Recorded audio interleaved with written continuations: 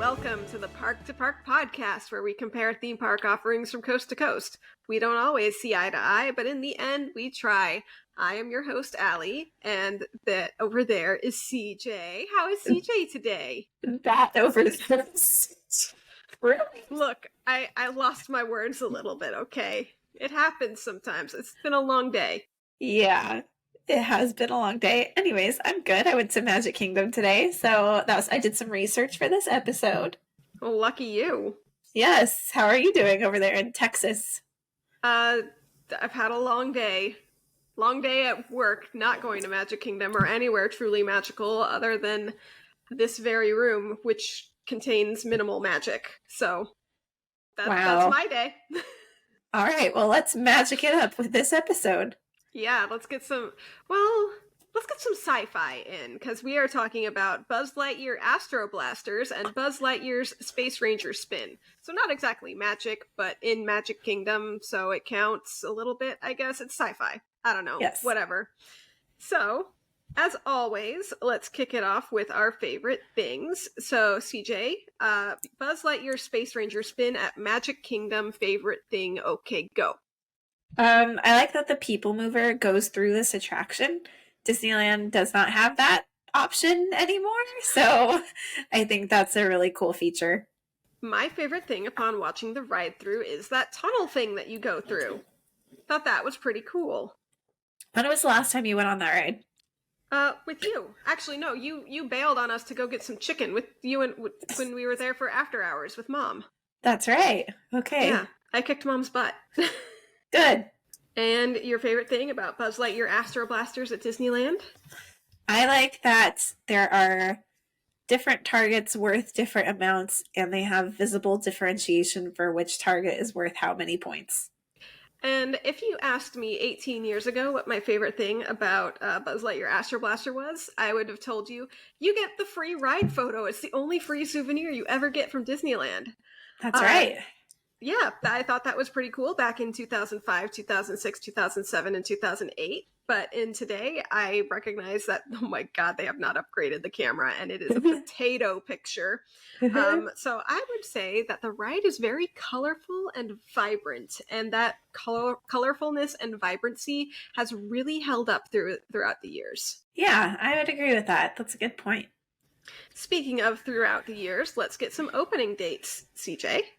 So Buzz Lightyear's Space Ranger Spin soft opened at Magic Kingdom October 7th, 1998, and it had its full opening on November 3rd, 1998.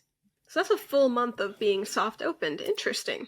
Yeah, we'd have to really do some digging, but I wonder if they did cast member previews and pass holder previews and stuff like that. At Disneyland, the Buzz Lightyear Astro Blasters soft opened on March 10th, 2005, and had its full opening just a week later on March 17th, 2005. Yeah, if I recall, 2005 was the year of the 50th anniversary celebration at Disneyland, and that kicked off May 5th, 2005. So I'm thinking back to that time, and I'm pretty sure they marketed Buzz Lightyear as like one of the 50th anniversary things that you needed to go see. Okay. New ride. Yeah, makes sense. Yeah. All right, fun facts, history, and trivia. First, let's talk about the ride overall.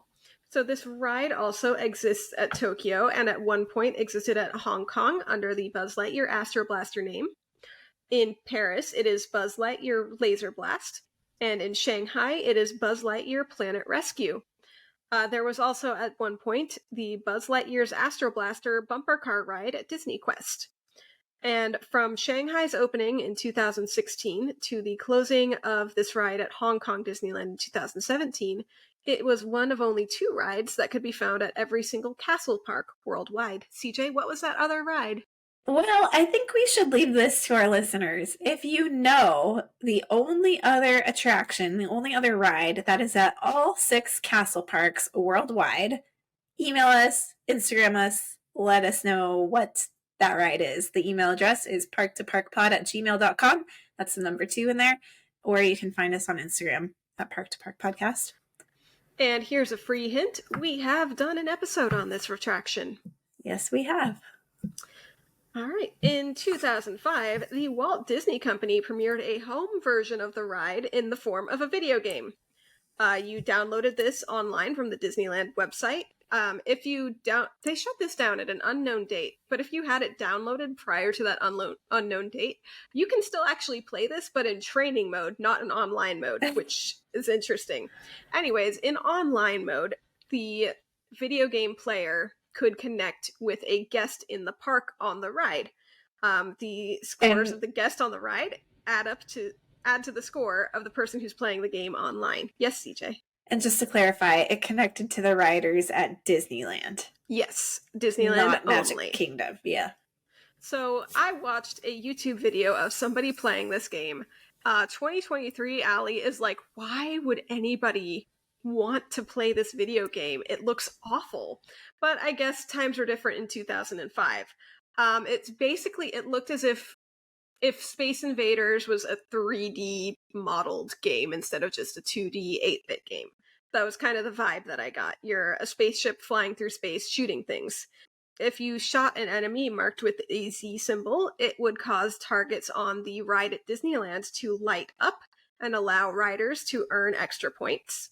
And when guests at the attraction hit those lit up targets, the video game player would receive a chance to rescue a member of the Green Squadron and get bonus points. There is one more way that you can still play this ride outside of a Disney park, according to my husband, kinda, sorta, not really, with a question mark at the end, but that is in the Kingdom Hearts 3 game. There's a way that you can, sort of play Buzz Lightyear Astro Blasters in that game.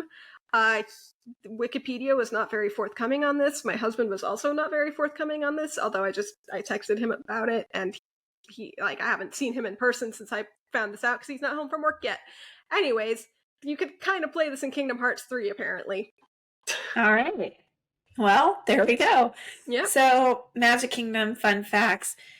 Zurg is voiced by Ken Mitroni. This individual did not do the voice in the Toy Story movies, so if he sounds a little weird at Magic Kingdom, that's why.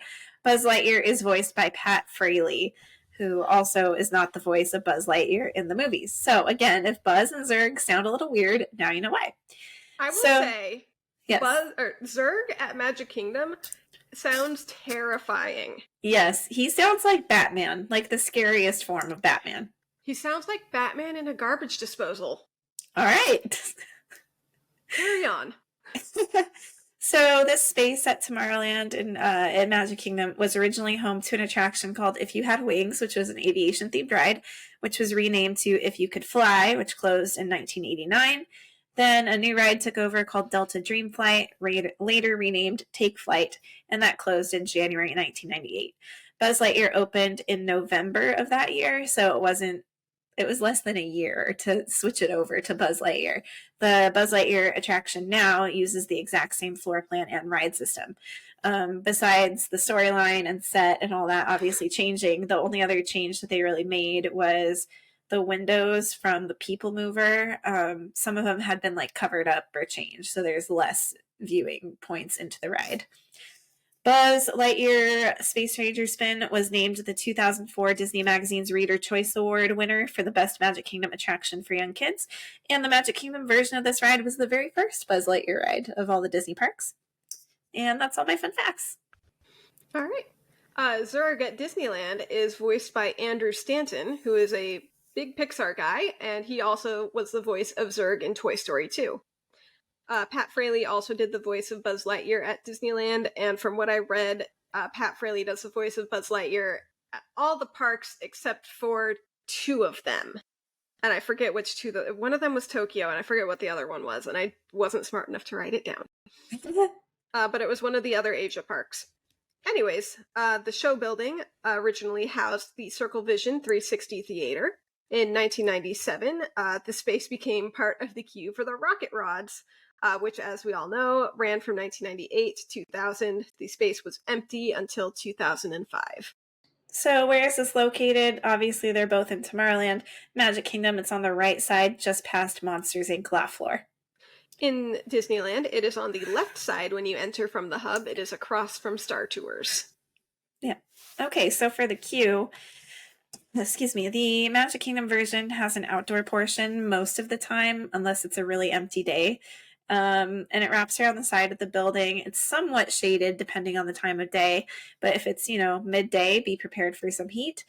Then you enter inside in a pretty narrow, dark walkway with like a really big wall on one. Well, first of all, the building wall is on the left, and then like a temporary, it looks temporary, but they built it for the queue.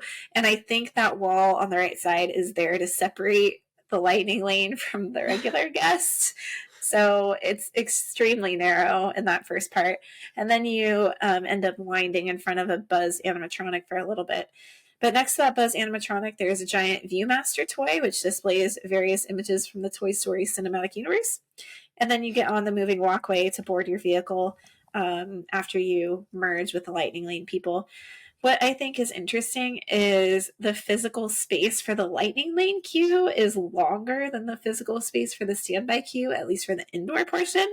There's a lot of switchbacks that like run the length of the room versus like the standby side is like the switchbacks are like half the length. So that's interesting. To me, it's pretty apparent that they had one big space and then decided to divide it up into Lightning Lane and not. But the Lightning Lane people, they don't go by the Buzz Lightyear animatronic. So. Oh, that's a shame. Yeah. Yeah, at Disneyland, the merge point is before the Buzz Lightyear animatronic, so everybody gets to go past it. Yeah. Anyways, Disneyland queue, the outdoor portion is switchbacks and will sometimes wrap up to the Pixie Hollow area. It's really just one switchback, actually.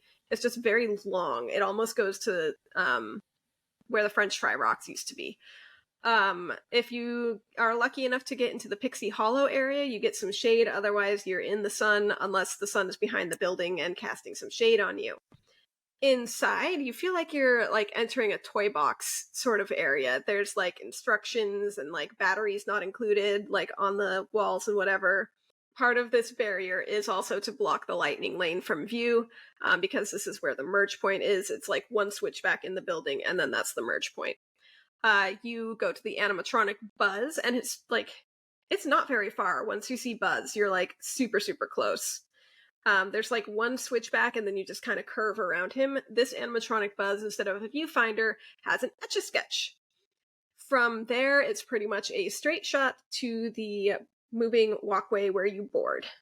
So the music for this attraction at Magic Kingdom, the outdoor area is just ambient Tomorrowland noise. And then indoor, it's kind of like military-style drumming interwoven with space music while Buzz gives you instructions and saying there's trouble in Sector 9. And then you get to the ride vehicle boarding area where there's still that like military-style drumming, like marching music, but it's there's like Toy Story music in a spacey kind of way also playing at the same time. At Disneyland, outside you get ambient Tomorrowland sounds. It's just how it is. Inside you get Toy Story music that is also very spacey, and Buzz Lightyear talks to you. And I think, don't you also get some aliens too? I think you do. I don't remember. It's been a while. All right, let's talk about the ride vehicles. So at Magic Kingdom, you board the XP-37 Star Cruiser, and it seats 2 or a small 3, but keep in mind there's only 2 guns per vehicle. So, if your kids get old enough to realize they want their own gun, you got to figure out how to split up, or a parent needs to sacrifice their gun. It is on the Omnimover system. The cast member manually lowers the bar for you. Like, you just sit there and you get to the final cast member and they push it down, which I think is interesting. The gun on this one is stationary. Like, you can rotate it, but you can't pick it up and move it. But you can hold down the trigger instead of like pushing it repeatedly. And the ride vehicle also spins via a joystick in the middle that anybody in the ride vehicle can control. And on this version, there are only circle targets. There are not different shapes of targets. However, I think some targets are worth more than others, but I can't figure out like which ones are worth more. And I can't figure that out. At Disneyland, you board an XP-40 Space Cruiser. CJ had an XP-37 Star Cruiser. Disneyland has an XP-40 Space Cruiser. Same deal with the seating, though, 2 to 3. It's very small 3, and there's only 2 laser guns on an Omnimover system. We are pretty sure that the bar automatically lowers on this one, but again, it's been a while since either of us have been on this, and I've been on it so many times that I didn't bother watching a ride through, because I kind of know it pretty well. So the gun you can pick up and look around and aim and hold up to your face and whatever. It is attached by a cord, so you cannot take it with you, but you can pick it up while you're on the ride. You do have to keep pulling the trigger. You cannot just hold it and continually shoot. And same, you have a joystick that controls which way you're facing on the vehicle. Though by the time you get to the last room, they lock you in place. There are different shaped targets worth different points at the Disneyland version. The circle is worth 100, the square is worth 1,000, the diamond is worth 5,000, and the triangle is worth 10,000. And remember, the targets are worth more when they're lit.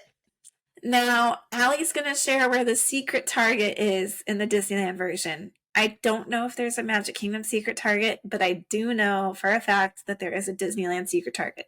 If you do not want to hear where this is, lower the volume for like 20 seconds. Yes, the secret target at Disneyland, worth 50,000 points, is in Zurg's chest plate. There we go. All right. Now we're back. All right, so for the storyline and route, we often look to the Disney websites for these, and looking at the Magic Kingdom description and the Disneyland description, they were very similar, but with some very, very interesting differences. So we're going to read a little bit from each one, go back and forth a little bit, just so that you can have a better sense of what these differences are. So CJ, start us with the first paragraph from the Magic Kingdom website, please. All right. Buzz Lightyear's arch nemesis from Toy Story 2 is stealing batteries from helpless toys to power a new weapon of destruction. Become a junior space ranger and help stop Zurg. The Disneyland version says, the evil Emperor Zurg is stealing batteries to power a new weapon of destruction, and Buzz Lightyear from the Disney and Pixar's Toy Story movies needs your help. In the next section, board your XP-37 Star Cruiser and voyage deep into the Gamma Quadrant, where you'll take aim at the glowing Z targets with your infrared laser cannon. Use your cruiser's joystick to spin a full 360 degrees so you can blast all the targets in sight. Disneyland says, maneuver your XP-40 Space Cruiser through the shadowy Gamma Quadrant and beyond. Face down Zurg and his rampaging squad of robots and fire at will. Use the joystick to spin a full 360 degrees and blast glowing Z targets with your laser cannon to earn points. And finally, do you have what it takes to stop Zurg and his rampaging robot army before it's too late? The fate of the universe is in your hands. Do you have what it takes to stop Zurg before it's too late? The fate of the toy world is in your hands. Yeah, so on the one hand, we have the universe at Magic Kingdom that we're saving, and at Disneyland, we've got the toy world that we're saving. And at Magic Kingdom, you get the rampaging robot army. You kind of get that at the end there. It's kind of surprised at you, where at Disneyland, it's kind of brought up in the middle. It's Zurg and his rampaging squad of robots. So yeah. It's just, It's very it's very interesting, the distinctions, but I do think the universe versus the toy world is the most interesting distinction there. Well, and really, I think about Disney and how particular they are with wording things. These are two similar attractions, and yet they chose to word them differently. So there's got to be a reason why they chose to word them differently. Yeah. Now, CJ, the queue at Disneyland, the walls feel like they're made out of toy boxes, and I don't feel like that's the case at Magic Kingdom. No, I get the feeling at Magic Kingdom, especially with the drumming, the military style drumming that you hear, it makes me think you are a toy and you are in this universe, whereas at Disneyland, it kind of feels like you're playing with the toys. Yeah, you're still a human and you're playing with the toys. Yeah, I get that.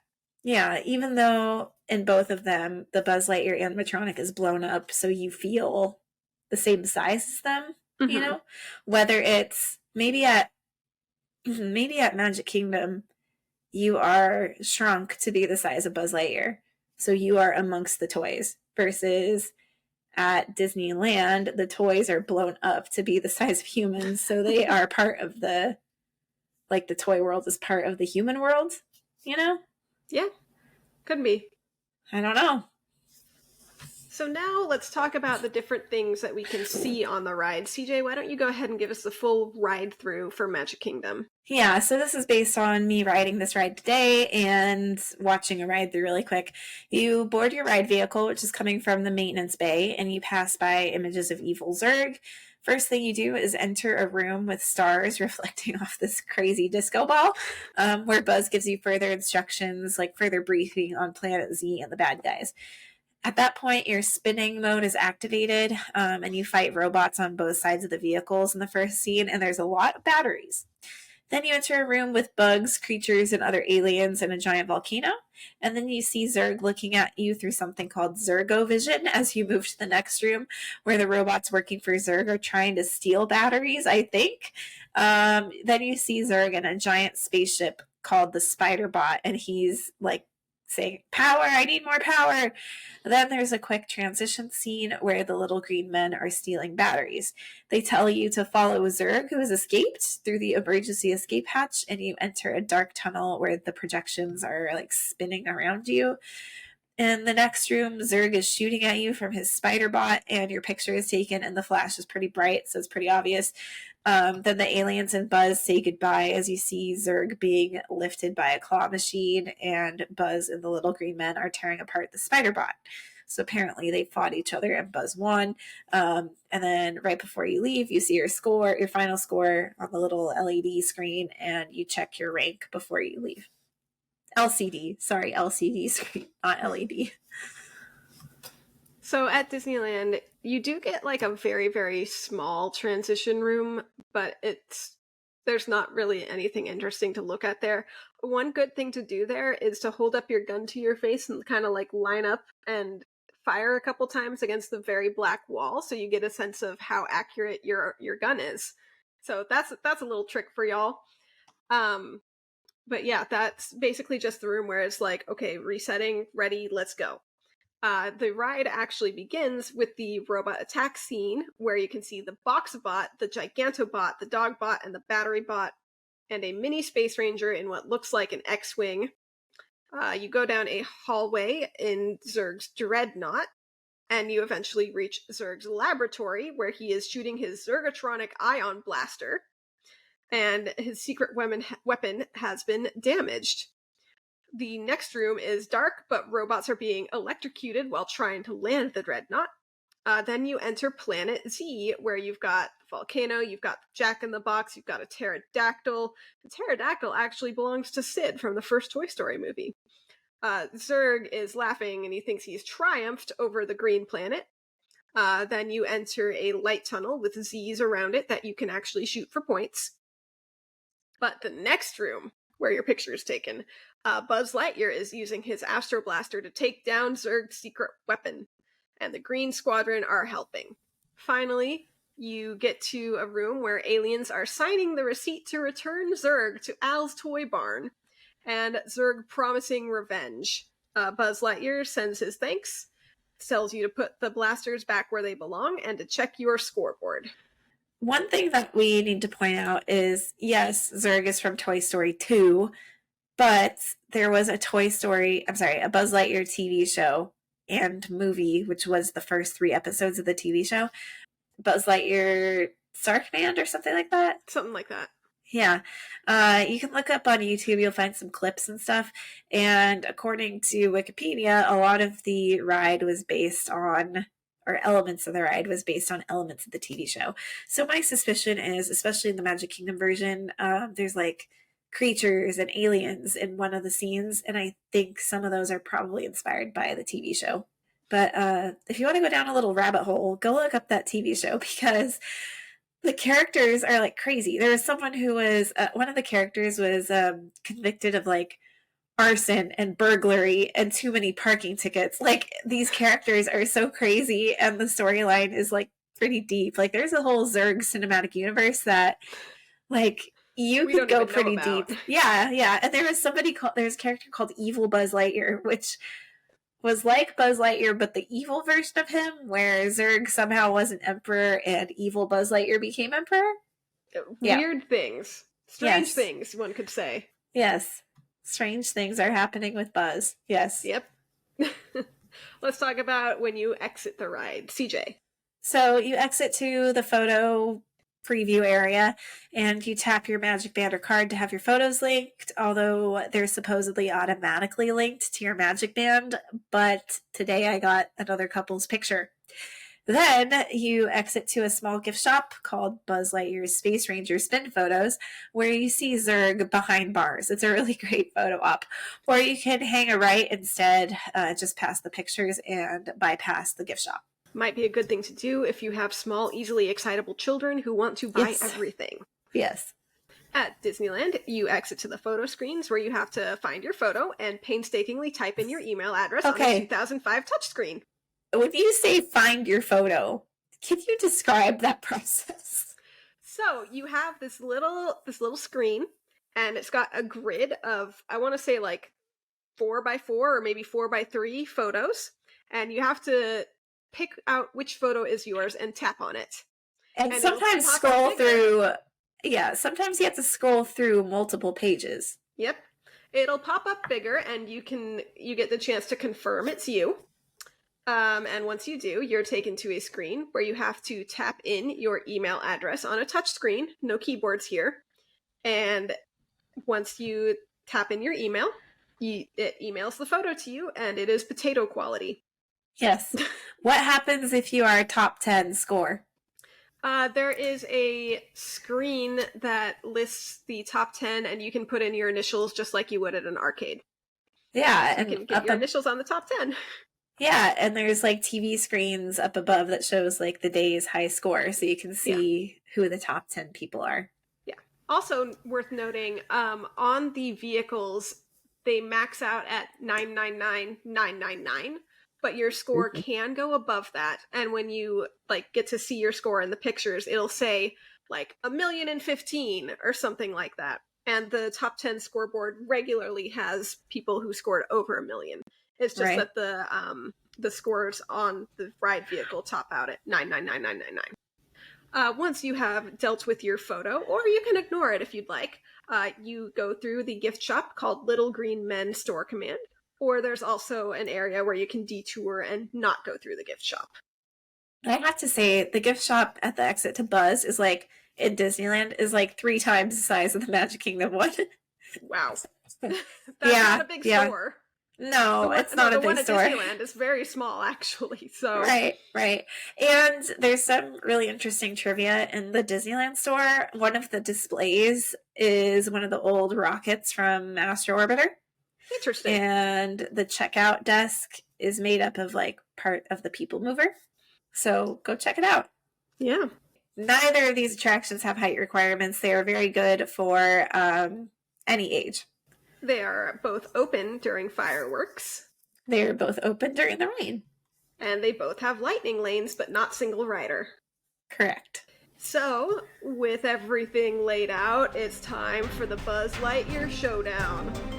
Does one side stand out above the crowd? Is one side real Buzz Lightyear and the other side evil Buzz Lightyear? So, CJ, I know you were pretty divided on this when we started. Would you like me to go first? Yes. So this, for me, it's easy peasy. Disneyland is the winner by far. You can pick up the guns. It's easier to aim. Yeah, you have to pull the trigger every time, but whatever. It's so much easier to aim. Riding the Disney World version, it looks like the cheap Carnival knockoff of the Disneyland version. Oof. It's just the Disneyland version visually is so much better. Okay. So, after a little bit of thought, I am going to go with the Disneyland version for a different reason. I like that the targets look different. It helps like figure out what to hit if you want a good high score. And I like that you get a free picture. I think that's cool. I also think the Owl's Toy Barn receipt thing at the end is very funny and very clever. Yes. One thing I do want to point out about the Magic Kingdom version, and this was what was putting me kind of on the fence, the track of the Disneyland version is perfectly flat. The track of the Magic Kingdom version is not perfectly flat. Like, first thing you do after the first disco ballroom is you like go up a little hill. So the fact that there's some like incline and decline there is different and unique.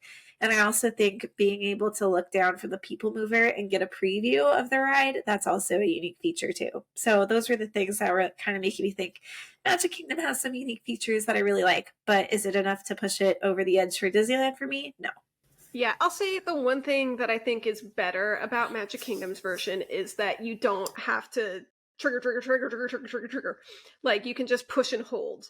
That they should have implemented at Disneyland. But then again, if they did implement that at Disneyland, you'd have high scores in the 2 and 3 millions instead of in the 1 millions. So that's all I have to say about that. Okay, that's all you have to say about that. Okay. Any final thoughts on this? Disneyland needs to upgrade their cameras. Yes. And I wonder if really it's a matter of like dusting off the camera. It could be. I don't know. Because the Magic Kingdom version is pretty clear, or like brightening up the flash or something. They also need a better system of getting the photo to you, because typing it in on a 2005 touchscreen, that needs to be updated. Yeah, however, I like that they're keeping the photos free for now, because everywhere else you have to pay for a picture. And if updating it means no free picture, I don't want it updated. Yeah, then keep it the potato. Yes, I'll deal with the potato for something free. Yes. Free potatoes! Hey! Hey. All right, CJ, we have a very special episode for our next episode.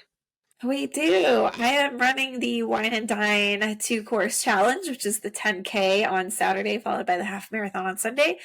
I have been sick the last couple weeks, so I haven't really been able to run, and I am a little bit nervous about this, but we will see how it goes. You'll be fine. I will tell all of my running friends to play Where's Waldo, and CJ, you're Waldo. Well, Dad's running too. He gets to be Waldo as well. Is he doing the 2-course? Yes, he is. He wasn't going to, and then I feel like whatever race you or I sign up for, he's like, oh, I'll just do it. Yeah. Yeah. He kind of does that. They released the course today. It looks pretty good. It's like reverse from last year. So we start in Epcot, running around World Showcase, through the boardwalk to Hollywood, back out of Hollywood, past Blizzard Beach parking lot, which, by the way, I'm not going to be too happy about, because that was like Death Valley of the full marathon. Past Coronado Springs and finishing at Epcot. So a little bit different, but also like kind of reversed from last time. All right. Well, we will hear all about it 2 weeks from release of this episode. Yep.